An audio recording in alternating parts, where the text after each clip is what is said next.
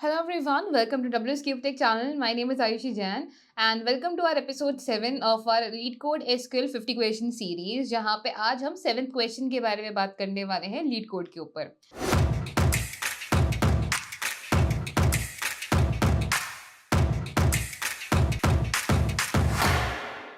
Guys हमने अभी तक बेसिक सिलेक्ट के क्वेश्चंस किए हुए हैं और अब हमने रिसेंटली स्टार्ट किया है बेसिक जॉइंस के क्वेश्चन, जहाँ पे क्वेश्चन नंबर 7 भी हमारे बेसिक जॉइंस की कैटेगरी के अंदर आता है। तो ये पूरा जो सेक्शन है जॉइंस का, ये आपके बेसिक जॉइंस को स्ट्रॉन्ग करेगा। So guys before we start with the video, if you are someone who wants to make their career in data analytics और आप डब्ल्यूएस क्यूबटेक के साथ उनकी डेटा एनालिटिक्स मेंटोरशिप प्रोग्राम का पार्ट बनना चाहते हैं, तो अगर आप भी इस कोर्स का पार्ट बनना चाहते हैं तो इसका लिंक दिया गया है डिस्क्रिप्शन के अंदर, जिसे आप चेकआउट कर सकते हैं। Now let's get started guys. तो गाइस मूव करते हैं यहाँ पे क्वेश्चन नंबर 7 की तरफ। प्रोडक्ट सेल्स एनालिसिस 1 इसका नाम यहाँ पर है, जहाँ पे हमारे पास क्वेश्चन गिवन है कि एक टेबल यहाँ पे गिवन है सेल्स की टेबल के अंदर हमारे पास कॉलम नेम और उसका टाइप गिवन है कि sale ID, product ID, year, quantity and price given है एक पर्टिकुलर टेबल के अंदर, जो कि हमारी सेल्स की टेबल है। जहाँ पे सेल आईडी और जो ईयर है ये दोनों हमारे प्राइमरी की है। Combination of columns with unique values of this table. Product ID is a foreign की। प्रोडक्ट आईडी जो हमारे पास है वो किसी दूसरी टेबल का फॉरेन की यहाँ पे रेफरेंस कॉलम है। ठीक है, कौन सी टेबल का? प्रोडक्ट टेबल का। तो प्रोडक्ट टेबल भी हमारे पास है। यहाँ पे प्रोडक्ट टेबल में प्रोडक्ट की आईडी, प्रोडक्ट का नाम गिवन हुआ है। ठीक है, each row of this table shows a sale on the product of the product ID in a certain year. ठीक है, and note that the price is per unit. Price जो है पर यूनिट है, यानी कि अगर क्वांटिटी से multiply किया जाए तो हमारा प्राइस निकल के आएगा। Product ID is the primary key column with the unique values of this table. Each row of this table indicates the product name of each product. ठीक है, तो यहाँ पे प्रोडक्ट का नाम भी गिवन है, प्रोडक्ट का आईडी गिवन है। ये सेल्स वाले कॉलम में उसी प्रोडक्ट आईडी की सेल आईडी, किस साल में वो सेल हुआ, कितनी क्वांटिटी सेल हुई और प्राइस पर यूनिट यहाँ पे मेंशन्ड है।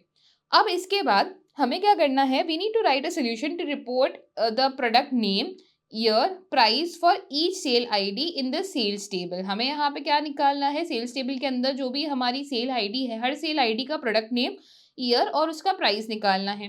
Return the result in any order. जैसे कि अगर हमारे पास यहाँ पे ये दोनों टेबल गिवन है, sale table and the product ID table, तो हमें यहाँ से क्या चाहिए? प्रोडक्ट नेम चाहिए। ठीक है, फर्स्ट टेबल में से हमें प्रोडक्ट नेम चाहिए। इसको भी अगर मैं 1 बाय 1 करके ले लेती हूँ,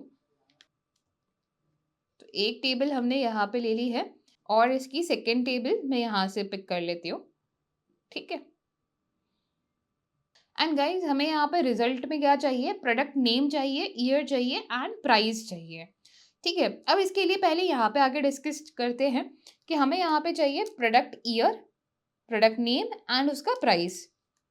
ऑर्डर एक बार चेक कर लेते हैं कि ऑर्डर यहाँ पे दिया हुआ है product name, year and then price. Okay, so सबसे पहले हमें यहाँ पे क्या चाहिए? हमें प्रोडक्ट्स वाली टेबल में से हम सबसे पहले स्टार्ट करेंगे सिलेक्ट से। सिलेक्ट से कॉलम नेम्स देने होते हैं, सिलेक्ट के बाद कॉलम नेम्स। ठीक है, सिलेक्ट कॉलम फ्रॉम T1, ठीक है, एंड T2, जिसके बीच में हमारा जॉइन लगेगा।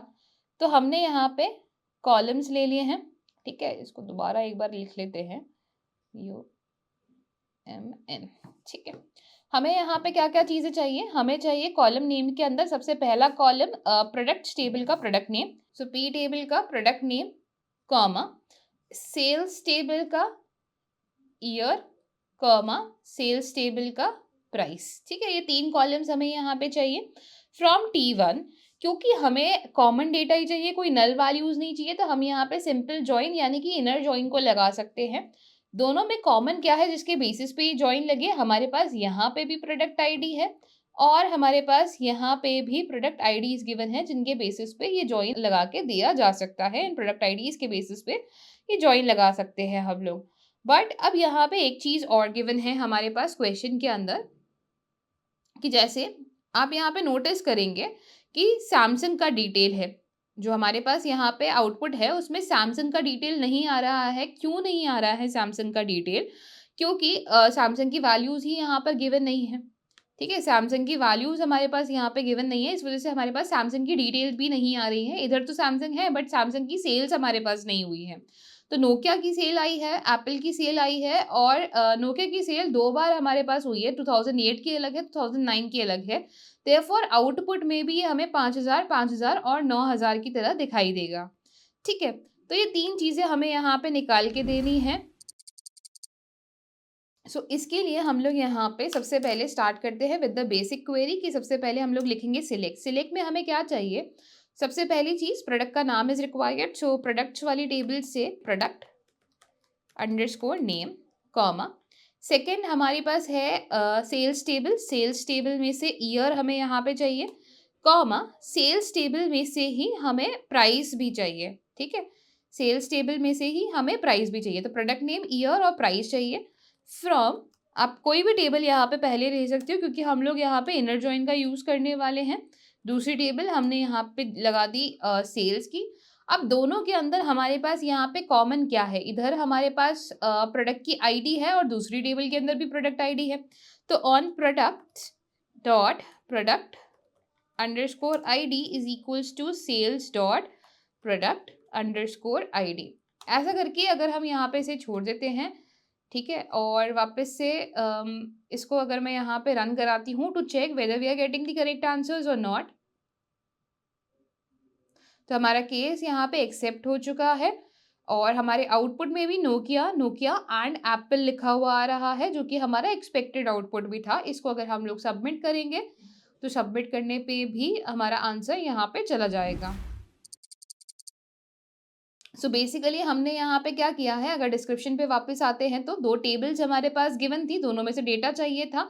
कंफ्यूज करने के लिए आपको हो सकता है यहाँ पे लगे कि एक्स्ट्रा इन्फॉर्मेशन दे रखी है, बट कुछ एक्स्ट्रा इन्फॉर्मेशन नहीं है। राइट अ सोल्यूशन निकालना था जहाँ पे product name, year and price चाहिए for each sales ID of in the sales table. तो इससे कंफ्यूज मत हो जाना।